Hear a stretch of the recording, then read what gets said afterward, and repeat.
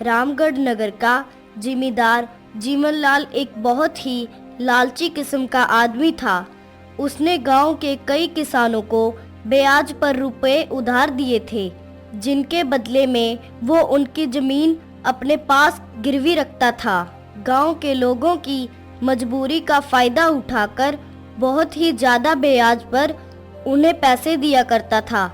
जिमीदार से एक बार जो किसान उधार पैसे ले लेता, वो उसके चक्रव्यूह में ऐसा फंसता कि जमींदार उसके खेतों को भी हड़प कर जाता। हालांकि गांव के लोग जिमीदार की इस बेईमानी से वाकिफ थे, लेकिन फिर भी कई बार मजबूरी के कारण उन्हें जिमीदार के पास पैसा उधार लेने के लिए आना ही पड़ता था। जिमीदार जीवनलाल के घर में उसकी पत्नी और 10 साल का बेटा भी था।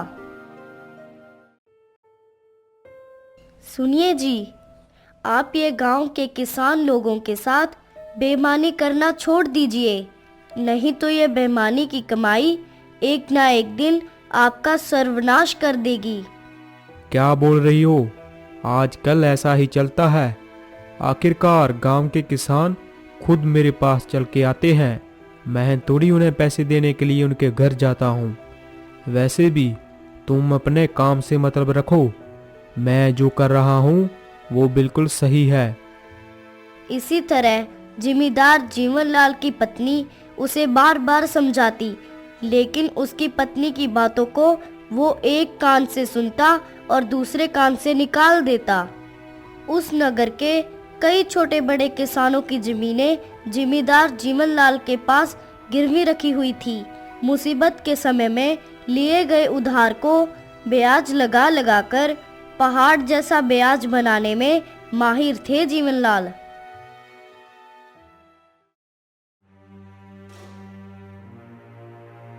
क्यों रे हरिया, तुमने उधार लिए पैसे का ब्याज नहीं मोड़ा? देखो, अगर इस साल ब्याज के साथ पूरा पैसा नहीं चुकाया तो मैं तुम्हारी पूरी की पूरी जमीन पर कब्जा कर लूंगा। उसके मन में दया धर्म जैसी कोई चीज नहीं थी। एक बार जो किसान जीवनलाल से कर्ज ले लेता तो वह सारी जिंदगी अपने खेतों में उसका मजदूर बनकर रह जाता।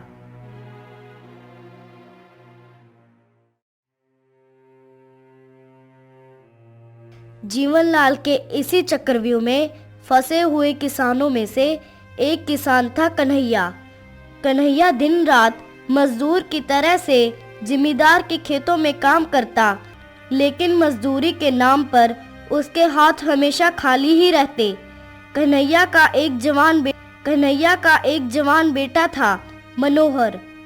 मनोहर अक्सर अपने पिता को जिमीदार के खेतों में काम करते हुए देखता तो उसका खून खौलने लगता। पिताजी, आप पूरा दिन जीवनलाल के खेतों में काम करते हो, फिर भी मजदूरी इतनी नहीं मिलती है कि हम भर पेट खाना खा सकें। क्या बताऊं बेटा, मैंने 8 साल पहले जिमीदार से कर्ज लिया था और तब तेरी बहन की शादी की थी। तब से मैं जिमीदार का कर्ज उतारने की कोशिश कर रहा हूं, परंतु ना जाने कि जिमीदार के खेतों में ऐसा क्या जादू है कि इतना पैसा लौटाने के बाद भी बड़े ही मुश्किल से ब्याज ही पूरा हो पाता है, जबकि असल पैसा उतना का उतना ही खड़ा है। पिताजी, मुझे पक्का यकीन है कि जिमीदार के हिसाब किताब में गड़बड़ है। वो हम भोले भाले गांव के किसानों को मूर्ख बना रहा है। बेटा, शायद तुम सही कह रहे हो, लेकिन हम गरीब लोग कर भी क्या सकते हैं। लगता है हमारी किस्मत में जिमीदार के खेतों में काम करना ही लिखा है।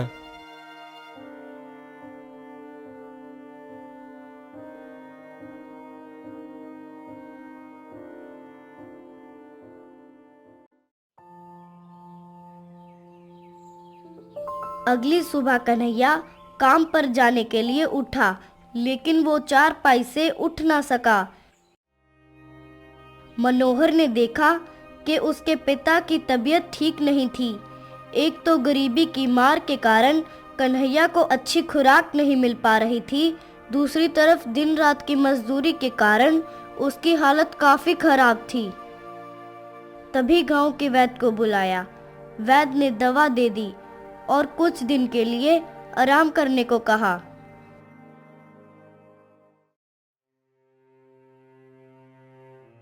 कई दिन बीते, लेकिन कन्हैया की तबीयत में कोई सुधार नहीं हुआ, बल्कि दिन प्रतिदिन उसकी सेहत और भी ज्यादा खराब होती गई और कुछ दिन में ही उसकी मृत्यु हो गई। एक दिन वो भी आ गया जब कन्हैया के बेटे ने फैसला कर लिया कि वह अपने पिता की मौत का बदला जिमीदार जीवनलाल की हत्या करके लेगा। मनोहर के सिर पर अब खून सवार था। मनोहर ने जिमीदार के घर की निगरानी करना शुरू कर दिया। वो जिमीदार के घर की हर खबर रखने लगा ताकि जब भी मौका मिले वो जिमीदार को मौत के घाट उतार सके।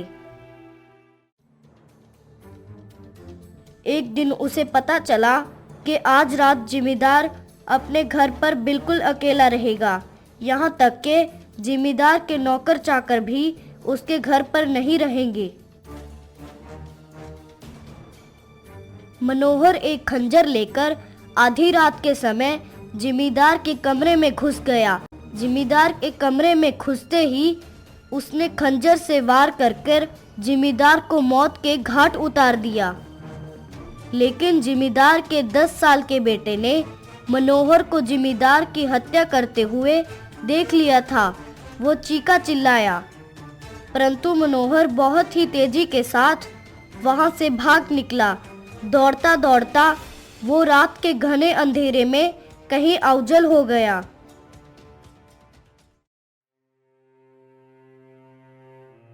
किसी को भी मालूम नहीं पड़ा कि मनोहर कहाँ गया। उस दिन के बाद से किसी ने भी मनोहर को उस गांव में नहीं देखा। इधर जिमीदार जीवनलाल का 10 साल का बेटा रघु अपने पिता की मौत अपनी आंखों से देख चुका था। वो बहुत ही ज्यादा क्रोध में था। जिमीदार की मौत के बाद उसके बेटे रघु की परवरिश अब जिमीदार की पत्नी पर थी। माँ ने अपने बेटे का पालन पोषण बहुत ही अच्छी तरह से किया, लेकिन जैसे जैसे रघु बड़ा होने लगा उसके मन में अपने पिता की मौत का बदला लेने की भावना और भी ज्यादा बढ़ने लगी। माँ, जब मैं बड़ा हो जाऊंगा तो मैं अपने पिता के हत्यारे को नहीं छोड़ूंगा। नहीं बेटा, ऐसा नहीं बोलते। जो हो चुका है उसे भूल जाओ।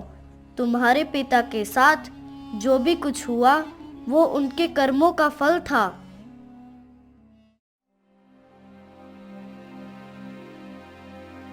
ऐसे ही काफी वर्ष बीत जाते हैं।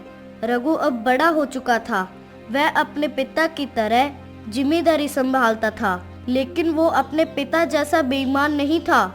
शायद उसकी माँ की दी हुई सीख के कारण रघु अपना काम पूरी ईमानदारी से करता था, इसलिए गांव में उसकी इज्जत भी थी। लेकिन रघु का मन हमेशा अशांत रहता था। उसे अपने पिता की याद आती और बदले की भावना उसे बेचैन कर देती। रघु की माँ अक्सर उसे समझाती, बेटा पुरानी बातों को भूल जाओ। पुरानी बातों को याद रखने से कोई लाभ नहीं होगा। परंतु रघु पर इन बातों का कोई असर नहीं होता। एक दिन की बात है, रघु की मौसी रघु के घर पर आई। उसने रघु की माँ को परेशान देखकर कहा, बहन, आखिर ऐसा क्या कारण है कि तुम हर समय बेचैन रहती हो? बहन क्या बताऊं, परमात्मा का दिया हुआ सब कुछ मेरे पास है। धन है, दौलत है, नौकर चाकर है, परंतु मेरी परेशानी का कारण मेरे बेटे की बेचैनी है। वो हमेशा अपने पिता के हत्यारे के बारे में सोचता रहता है और बदले की भावना उसके मन को जलाती रहती है।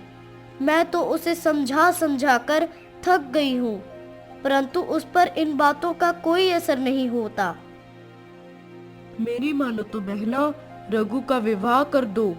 लड़का अब जवान हो चुका है, उसका विवाह हो जाएगा तो वो अपने घर गृहस्थी के कामों में लग जाएगा।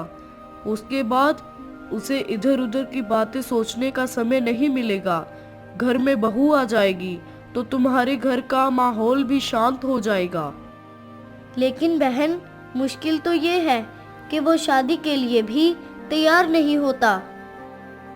बहन, इस समस्या का समाधान तो हमारे गांव के बाहर आए हुए वो साधु महाराज अवश्य कर सकते हैं। मैंने उसके बारे में बहुत सुना है।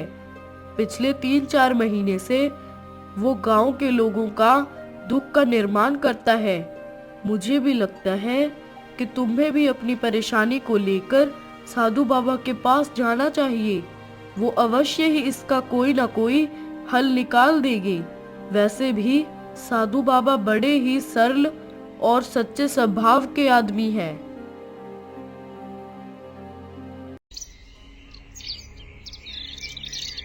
जबकि दूसरी तरफ गांव के बाहर डेरा जमाए हुए साधु महाराज अपने पास आने वाले लोगों से केवल इतना ही कहता था कि आप लोग भगवान पर भरोसा रखें, वो सबका भला करेंगे। साधु बाबा कभी भी किसी गांव वाले को झूठा दिलासा नहीं देते थे। धीरे धीरे लोगों की भीड़ बढ़ती ही जा रही थी। रघु की मां के मन में भी अब साधु से मिलने की इच्छा जाग उठी, परंतु उसे मौका नहीं मिल पा रहा था। साधु बाबा की सादगी और उसकी सरलता के चर्चे आसपास के गांव में भी खूब फैल गए।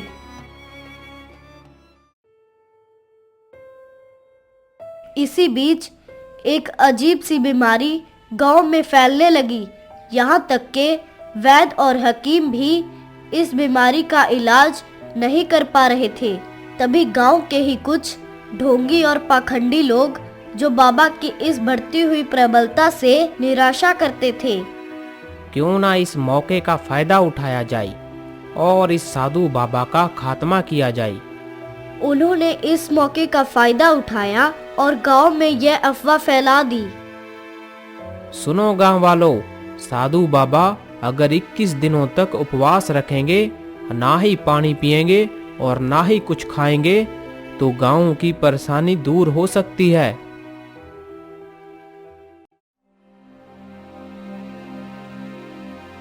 सभी लोग साधु बाबा के पास आए। साधु महाराज ने उन्हें समझाने की कोशिश की कि गांव में फैली हुई बीमारी का उनके उपवास रखने से कोई समाधान नहीं होगा, परंतु लोगों की श्रद्धा के आगे साधु महाराज को उनकी बात माननी पड़ी। साधु महाराज ने मन में सोचा कि अब जो भी होगा देखा जाएगा।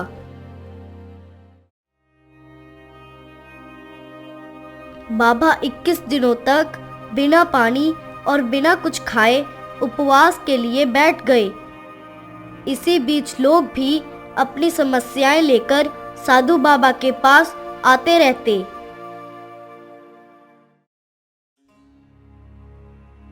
रघु की मां को भी एक दिन मौका मिला और वह रघु के साथ साधु महाराज के पास पहुंच गई। प्रणाम साधु बाबा, मेरे बेटे का मन हर समय बेचैन रहता है। मुझे पूरी बात बताओ, आखिर इसका मन बेचैन क्यों रहता है? तभी रघु ने अपने पिता की हत्या की सारी घटना उन्हें विस्तार से बता दी और यह भी बताया कि वो अपने पिता के हत्यारे से बदला लेना चाहता है। जब तक वो ऐसा नहीं करेगा, उसके मन को चैन नहीं मिलेगा। साधु महाराज, अगर आप सचमुच कोई सिद्ध पुरुष हैं, तो कृपया करके मेरे पिता के हत्यारे के बारे में मुझे बता दीजिए कि वो कौन है और वो कहाँ रहता है। ठीक है बेटा, अगर तुम ऐसा चाहते हो तो ऐसा अवश्य होगा। तुम कल मेरे पास आ जाना। कल मेरे उपवास का 16वां दिन है। ये सुनकर रघु की आंखों में चमक आ गई। इसके बाद रघु अपनी मां के साथ घर वापस लौट आया।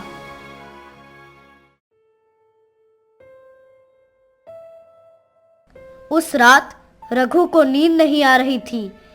वह सारी रात बिस्तर पर करवटें बदलता रहा।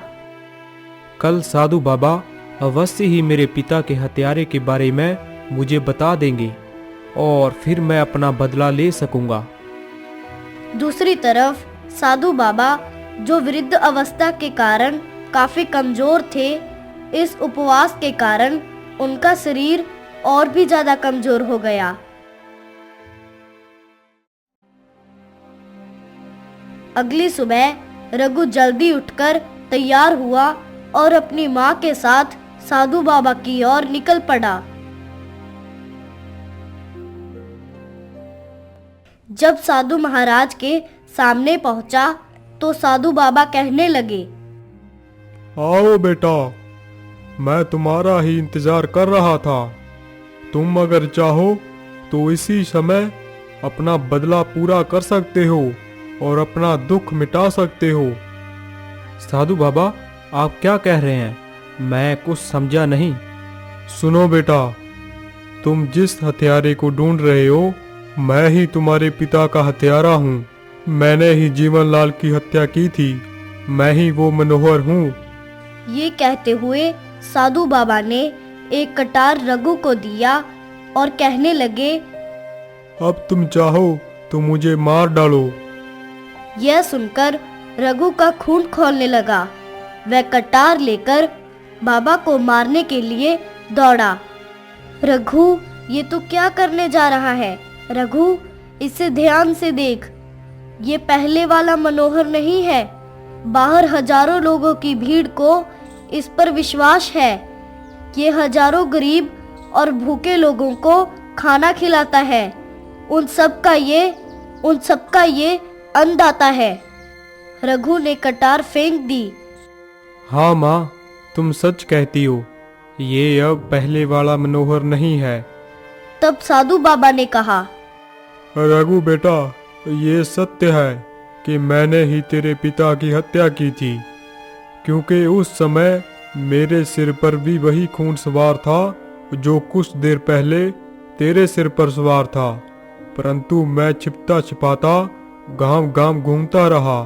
पकड़े जाने के डर से ना जाने कहां कहां जंगलों में मारा मारा फिरता रहा। मेरा मन शांत रहने लगा। फिर एक दिन मैं एक संत के छन में गया, उन्हीं के साथ रहने लगा। मैं कोई योग विद्या नहीं जानता, कोई चमत्कार नहीं जानता, ना ही मैंने आज तक ऐसा कोई दावा किया।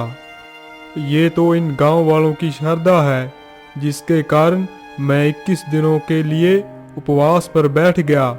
मैं पहले से ही जानता था कि मैं उसी गांव में जा रहा हूं जहां मैंने जिमींदार जीवन लाल की हत्या की थी, और मुझे इस बात का भी पता था कि तुम जरूर मुझ तक पहुंच जाओगे। अब मुझे मौत का कोई भय नहीं है। इसके बाद रघु ने मनोहर को मारने का ख्याल अपने दिल से निकाल दिया। अब उसका मन शांत हो चुका था। वह अपने घर वापस लौट आया।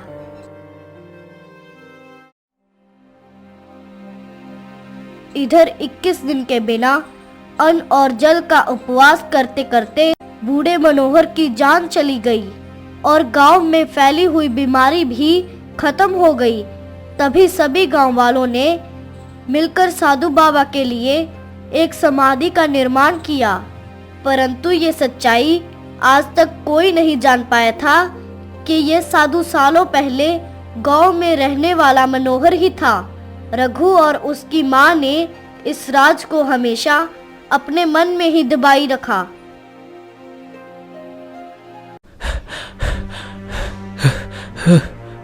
रुक जाओ चोर! अरे चोर रुक! अरे रुक जाओ चोर!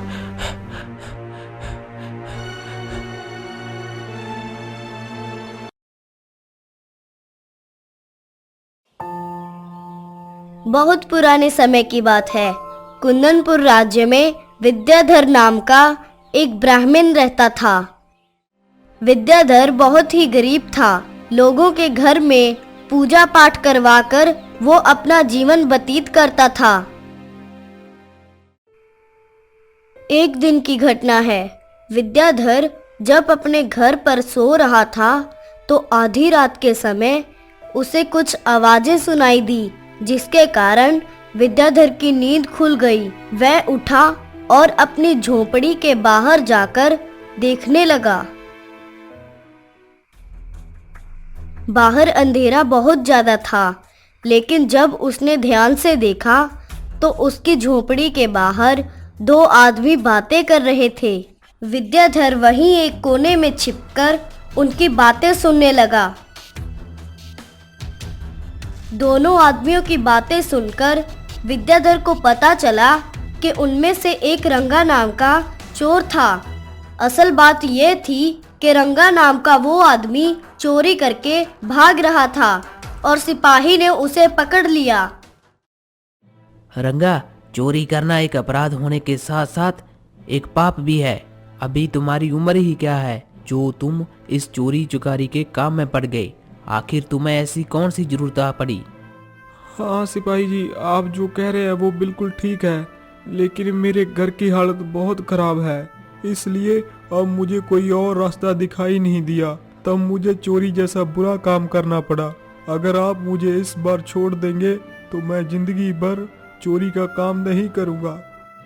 देखने को तो तुम बहुत ही अच्छे परिवार के लगते हो, लेकिन तुम पर ऐसी क्या आफत आ पड़ी कि चोरी कर रहे हो? सिपाही के पूछने पर रंगा उसे अपनी कहानी सुनाने लगा। सिपाही, मेरा परिवार बहुत गरीब है। बचपन में ही मेरे पिताजी गुजर गए थे और मेरी माँ ने बड़े ही कष्ट सहकर मुझे पाला है। वह लोगों के घर में काम करती और जो भी कमाई होती उससे मेरा पालन पोषण करती। अभी 2 दिन पहले की बात है, अचानक रात के अंधेरे में 2 पति पत्नी हमारे घर पर आए कि वह एक दूसरे गांव में जाने के लिए यात्रा कर रहे थे, परंतु बीच में ही रात हो जाने के कारण वो आसरा ढूंढने लगे और हमारे घर आ पहुंचे। वह लोग रात वहीं गुजारने की प्रार्थना करने लगे। मेरी माँ ने उन पर दया करके उन्हें अपने घर पर शरण दे दी। तब पति ने बताया कि उन दोनों को बहुत भूख लगी थी, यदि उन्हें कुछ खाने को मिल जाए तो बहुत ही उपकार होगा। सुबह होते ही वह चले जाएंगे। तब मेरी माँ ने उन दोनों की बात मान ली। माँ उनसे कहने लगी कि ठीक है, मैं तुम लोगों के लिए खाना तैयार कर दूंगी, परंतु हमारा घर बहुत ही छोटा है और उन लोगों को इस घर में रुकने में बड़ी मुश्किल होगी। पति पत्नी ने कहा कि उन्हें इस बात से कोई दिक्कत नहीं है। इसके बाद मेरी माँ ने उनके लिए खाने का इंतजाम कर दिया। खाना खाने के बाद वो लोग कहने लगे कि खाना बहुत ही स्वादिष्ट था और इस उपकार का बदला वो कैसे चुकाएंगे। तब मेरी माँ कहने लगी, इसमें उपकार की कोई बात नहीं है, ये तो हमारा कर्तव्य था। इस तरह से पति पत्नी दोनों खाना खाकर उस रात को हमारे घर में ही सो गए। रात भर वो दोनों सोते रहे, परंतु जब हम उन्हें सुबह उठाने के लिए गए तो वो दोनों मर चुके थे। ये बात पूरे गांव में फैल गई। जब वैद्य ने उन्हें देखा तो उनकी मौत जहर खाने से हुई थी। हमारे घर में नगर का कोतवाल आ पहुंचा और जो खाना हमने उनको खिलाया था उसकी जांच पड़ताल की गई तो उसमें से एक मरी हुई छिपकली निकली। कोतवाल हमें तुरंत राजा के पास ले गया और सारी बातें सुनने के बाद महाराज ने अपना फैसला सुनाया। महाराज का फैसला ये था कि उन दोनों पति पत्नी के मरने का कारण वो खाना था जो मेरी माँ ने उन्हें खिलाया था। हालांकि ये मेरी माँ ने जानबूझकर नहीं किया, लेकिन अनजाने में ही सही, अपराध तो मेरी माँ से ही हुआ है और इस अपराध के कारण मेरी माँ को फांसी की सजा दी जाती है। परंतु तभी दरबार में मौजूद एक मंत्री ने कहा, महाराज, आपने जो दंड इन्हें सुनाया है उस पर एक बार फिर से सोच विचार करना चाहिए, क्योंकि जानबूझकर की गई हत्या और अनजाने में हुई हत्या दोनों में बहुत ही अंतर होता है। दोनों के लिए एक ही तरह का दंड उचित नहीं है। हालांकि महाराज, इन दोनों माँ बेटों ने अपराध किया है और इसको स्वीकार भी किया है, फिर भी ये दंड उचित नहीं है। इसलिए महाराज, आप इन दोनों पर कुछ दया कीजिए। तभी मंत्री की बात सुनकर महाराज कुछ देर के लिए सोचने लगे और फिर अपना फैसला बदलकर उन्होंने एक दूसरी सजा सुना दी। जैसे मंत्री ने कहा, इन दोनों माँ बेटों के मन में कोई ऐसी इच्छा नहीं थी कि ये उन दोनों पति पत्नी की हत्या कर दें, लेकिन फिर भी उन दोनों के मरने का कारण ये दोनों माँ बेटे ही हैं। इसलिए दंड तो इन्हें मिलेगा और दंड के रूप में इनसे जुर्माना वसूल किया जाएगा। इन्हें एक माह के अंदर अंदर 1000 स्वर्ण मुद्राएं राजकोष में जमा करवानी पड़ेंगी। अगर ये ऐसा नहीं कर पाए तो फिर 1 महीने के बाद इन्हें मृत्यु दंड दिया जाएगा। और फिर अपनी कहानी सुनाकर रंगा कहने लगा, सिपाही जी, अब आप ही बताइए, इतने पैसे मैं कहाँ से कमाऊं? अपनी माँ को बचाने के लिए मैंने दिन रात मेहनत भी की, परंतु फिर भी केवल 100 स्वर्ण मुद्राएं ही इकट्ठी कर पाया और आज समय सीमा का आखिरी दिन है। अगर कल मैं 1000 स्वर्ण मुद्राएं जमा नहीं करवा पाया तो मेरी माँ को मृत्यु दंड दे दिया जाएगा। ऐसे में जब मुझे और कोई रास्ता नहीं सूझा तो मैंने चोरी करने का इरादा किया और जब आज मैंने चोरी कर ली तो रास्ते में आपने मुझे पकड़ लिया। ब्राह्मण विद्याधर जो उनकी बातें सुन रहा था, उसे रंगा पर बड़ा ही तरस आ रहा था। रंगा की बातें सुनकर सिपाही को भी उस पर दया आने लगी। वो रंगा से कहने लगा, देखो युवक, सचमुच तुम्हारी कहानी तो बहुत दुखदाई है, लेकिन तुमने ये जो चोरी का काम किया है ये बहुत ही बड़ा अपराध है। तुम चाहते तो किसी से उधार भी ले सकते थे। भैया आप ही बताइए, हमारी हालत को देखकर भला कौन मुझे 1000 स्वर्ण मुद्राएं उधार में देता, और मान लीजिए कोई दया करके मुझे दे भी देता तो मैं उस उधार को वापस कैसे चुकाता। रंगा की बात सुनकर सिपाही कुछ देर के लिए सोचने लगा और उसने कहा, हाँ ठीक है, तुम्हारी हालत को समझ रहा हूँ मैं। जो होना था वो हो गया, परंतु इसके बाद तुम कभी भी चोरी का काम मत करना। मैं खुद भी एक गरीब इंसान हूँ, मेरे जीवन में भी बहुत दुख है। इसलिए तुम ये करो, इन स्वर्ण मुद्राओं में से मुझे भी कुछ स्वर्ण मुद्राएं दे दो और चुपचाप यहाँ से चले जाओ। जब सिपाही ने ये बात कही तो उसकी बात सुनकर विद्याधर को बड़ा गुस्सा आया और वह सोचने लगा, देखो बड़ा, ये एक सिपाही होकर चोर को केवल छोड़ ही नहीं रहा, उससे ये भी कह रहा है कि चोरी का आधा हिस्सा मैं ले लेता हूँ।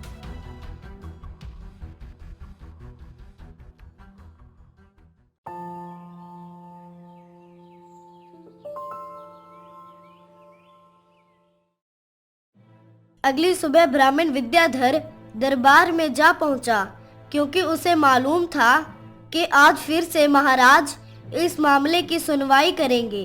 परंतु वह चुपचाप जाकर वहां पर खड़ा हो जाता है और रात की घटना के बारे में किसी को नहीं बताता। तभी राज दरबार की कार्यवाही शुरू हुई। रंगा नाम का वो युवक राज दरबार में पेश हुआ और उसने राजा के सामने 1000 सोने के सिक्के राजकोष में जमा करवाने के लिए दे दिए।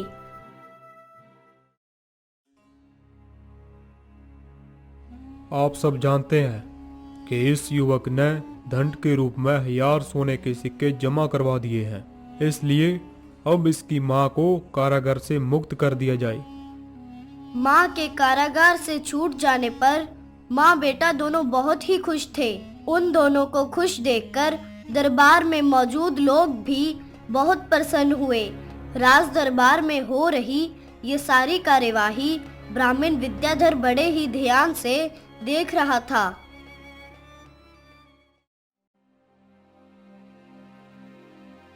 अगली सुबह जब राज दरबार लगा तो दरबार में एक व्यापारी पेश हुआ और महाराज से फरियाद करने लगा, महाराज, मेरा जन्म बहुत ही गरीब परिवार में हुआ था। मैंने अपनी ईमानदारी और मेहनत के बल पर अपना व्यापार शुरू किया। अपने व्यापार से मैंने काफी धन कमाया था और मैं इस धन से आभूषणों का व्यापार शुरू करना चाहता था। लेकिन महाराज, कल रात मेरे घर पर मेरी सारी पूंजी और धन चोरी हो गए। व्यापारी, हमें पूरी बात विस्तार से बताओ कि चोरी कैसे हुई। महाराज, मैं आभूषणों का व्यापार शुरू करने के लिए अपना सारा धन घर पर ही रखकर एक पास के ही गांव में एक व्यापारी के पास बात करने के लिए गया था, और जब मैं लौटकर अपने घर वापस आया तो घर का ताला टूटा हुआ था। घर में जो भी धन और पूंजी थी वो गायब थी। ये बात सुनकर महाराज तुरंत कोतवाल को कहते हैं, कोतवाल जी, इस व्यापारी के घर पर जो चोरी हुई है तुरंत उसकी छानबीन की जाए और जल्द से जल्द उस चोर को पकड़कर पेश किया जाए। तब व्यापारी कहने लगा, महाराज, उस चोर को ढूंढने के लिए आपको कहीं जाने की आवश्यकता नहीं है। मेरे घर में जिसने चोरी की है उस चोर को मैं अच्छी तरह से जानता हूँ। क्या क्या तुम सच में उस चोर के बारे में जानते हो? अगर ऐसी बात है तो उसके बारे में हमें पूरी जानकारी दो। हमारे सैनिक तुरंत जाकर उसे पकड़कर हमारे पास लेकर आएंगे। महाराज, वो कोई और नहीं बल्कि कल जिस माँ को आपने छोड़ा था उसका बेटा रंगा है। उसने मेरे घर में चोरी की है और उसने वहां से चुराया हुआ धन दंड के रूप में आपके राजकोष में जमा करवाया है। इसी तरह से उसने अपनी माँ को भी छुड़वाया है। ये बात सुनकर महाराज कुछ देर के लिए सोच में पड़ गए।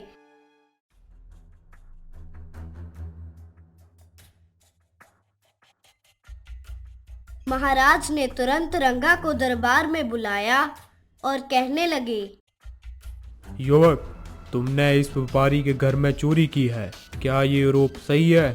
क्या वो चोरी तुमने ही की है? हाँ महाराज, उनके घर में चोरी मैंने ही की है। अपनी माँ को छुड़वाने के लिए मेरे पास और कोई रास्ता नहीं था। 1 महीने में 1000 सोने के सिक्के भला मुझ जैसा गरीब आदमी कहाँ से ला सकता था। जब मुझे कुछ भी समझ नहीं आया तो मैंने मजबूरी में ये चोरी की है, क्योंकि मैं कुछ भी करके अपनी माँ को बचाना चाहता था, इसीलिए मैंने ये चोरी की। इस प्रकार रंगा ने अपना अपराध स्वीकार कर लिया। महाराज ने अपना फैसला सुनाया। इस युवक ने अपना अपराध स्वीकार कर लिया है। इसे तुरंत कारागार में डाल दिया जाए और इसकी माँ को भी बुलवाकर बता दिया जाए कि इस व्यापारी के घर से जो भी चोरी किया गया धन है वो व्यापारी को वापस लौटाया जाए। इसके बाद ही रंगा को कारागार से छुड़ाया जाएगा। ये सुनकर रंगा मन ही मन में सोचने लगा, भला मेरी माँ इस व्यापारी का धन कैसे वापस कर सकेगी, क्योंकि वो धन तो मैंने राजकोष में जमा करवा दिया है। तभी वहां पर मौजूद ब्राह्मण विद्याधर आगे आया। महाराज, मेरा प्रणाम स्वीकार कीजिए। मैं आपके ही राज्य में रहने वाला ब्राह्मण विद्याधर हूँ। महाराज, मैं इस मामले को अच्छी तरह से देख रहा हूँ। अगर महाराज आपकी अनुमति हो तो मैं इस पूरी घटनाक्रम के बारे में कुछ कहना चाहता हूँ। विद्याधर, तुमको इस मामले पर क्या कहना है? महाराज, छोटा मुंह लेकिन बड़ी बात, परंतु आपका ये फैसला न्याय के पक्ष में नहीं है। क्या विद्याधर, तुम्हें मेरा निर्णय सही नहीं लगता क्या? क्या तुम मुझसे बहुत बड़े विद्वान हो जो मेरे निर्णय को गलत बता रहे हो? अगर ऐसी बात है तो तुम बताओ कि मेरे निर्णय में क्या गलत है। अगर ये गलत है तो फिर सही निर्णय क्या है? महाराज, मैंने अपनी शिक्षा ग्रहण करते समय कई राज्यों का भ्रमण किया है, इसीलिए मैं उन सभी राज्यों की न्याय व्यवस्था को अच्छी तरह से जानता हूँ। जो व्यापारी अभी आपके सामने आया है उसके घर में चोरी करने वाला रंगा है। ये बात मैंने ही उसे बताई थी। ये बात सच है महाराज, उस घर में चोरी करने वाला रंगा ही है। आखिर ये बात तुम्हें कैसे मालूम हुई? हमारी न्याय व्यवस्था में कौन सी कमी है और मेरे निर्णय में तुम्हें क्या गलत लग रहा है, ये बताओ। तब ब्राह्मण विद्याधर ने अपनी सारी बात बताई कि किस तरह से उसने छुपकर रंगा और उस सिपाही की बातें सुन ली थी। उसके बाद ब्राह्मण विद्याधर आगे कहने लगा। महाराज, उस रात को दोनों पति पत्नी जो जहरीला खाना खाकर मर गए, इसका कारण रंगा की मां नहीं है, ये आप भी जानते थे।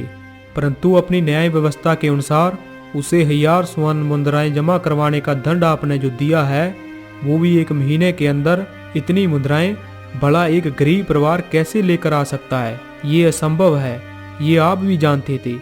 लेकिन फिर भी महाराज, आपने इस तरह का निर्णय लिया। जब रंगा को कोई रास्ता नहीं सूझा तो उसने चोरी करने की ठान ली। चोरी करने के बाद इसके पकड़े जाने पर सिपाही इससे रिश्वत लेकर छोड़ देता है।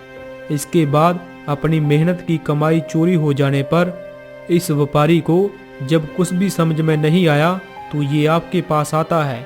आप रंगा को कारागार में डालकर दंड के रूप में उसकी मां को व्यापारी की धनराशि लौटाने के लिए कह रहे हैं, जबकि वो धनराशि तो राजकोष में पहले से जमा करवा दी गई है। अब आप ही बताइए, इतनी स्वर्ण मुद्राएं वो कहां से लेकर आएगी? उसकी मां भी कहीं ना कहीं चोरी करके ही मुद्राएं आपको चुकाएगी और फिर जिसकी मुद्राएं चोरी होगी वो आपके पास आकर इस व्यापारी की तरह फरियाद करेगा। अगर ऐसा ही चलता रहा महाराज, तो फिर इस समस्या का कोई हल नहीं निकलेगा। महाराज विद्याधर की कही हुई बात को समझ रहे थे। महाराज के दरबार में मौजूद दरबारी जो अब तक शांत बैठे हुए थे, उनमें से एक मंत्री महाराज के पास आया और कहने लगा। ब्राह्मण विद्याधर, तो तुम ही बताओ कि अब तक जो कुछ भी हुआ है उसमें गलती किसकी है? अपराधी कौन है? उसे अपराध के लिए क्या दंड दिया जाए? या तो फिर राजमहल में काम करने वाले और रिश्वत लेने वाले उस सिपाही को दंड देना होगा। परंतु फिर भी इस व्यापारी को न्याय कैसे मिलेगा? अब तो ये समस्या और भी जटिल हो गई है। ऐसे में क्या फैसला होना चाहिए, ये तुम ही बताओ, क्योंकि तुमने तो विद्याधर कई राज्यों में वहाँ की न्याय व्यवस्था देखी है। मंत्री की कही गई बात पर महाराज भी विद्याधर की तरफ देखने लगे और कहते हैं। हाँ विद्याधर, अब तुम ही कोई सही निर्णय बताओ। व्यापारी भी बड़ी ही उम्मीद के साथ विद्याधर की तरफ देखने लगा। तब विद्याधर ने कहा।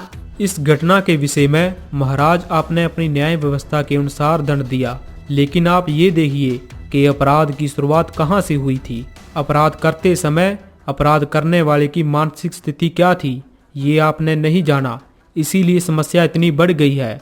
रंगा की मां ने तो उन पति पत्नी को खाना खिलाकर उनकी सहायता करनी चाहिए थी।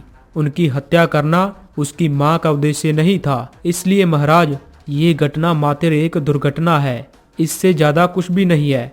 दूसरी तरफ अपनी मां को बचाने के लिए रंगा को जब कोई और रास्ता नहीं सूझा तो रंगा एक चोर बन गया, जबकि चोरी करना उसका कोई धंधा नहीं है, वो कोई पेशावर चोर नहीं है। रंगा की सारी सच्चाई जानकर उस सिपाही ने दया करके उसे छोड़ दिया। चोरी को बढ़ावा देना उसकी भी इच्छा नहीं थी। आपके सिपाही ने इससे रिश्वत में जो भी धन लिया था वह उसने गरीबों में दान कर दिया, ताकि उससे जो भी अपराध हुआ है वो कुछ कम हो सके। उसने अपनी इच्छा पूरी करने के लिए रिश्वत नहीं ली थी। तभी महाराज कहने लगे। विद्याधर, फिर तो तुम्हारे कहे अनुसार जितने भी लोग इसमें शामिल हैं वह सब बड़े लोग हैं, तो फिर ऐसे में अपराध किसने किया? महाराज, इन सब का कारण आप हैं। 2 अच्छे इंसानों को आपने मानसिक रोगी बना दिया, तो असल में अपराध तो आपसे हुआ है। आपने ये बिल्कुल भी नहीं सोचा कि एक गरीब माँ का बेटा 1000 स्वर्ण मुद्राएं कहाँ से लेकर आएगा, और जब 1000 स्वर्ण मुद्राएं वो लेकर आया तब इतने कम समय में वो 1000 स्वर्ण मुद्राएं कहाँ से लाया, ये भी आपने उससे नहीं पूछा।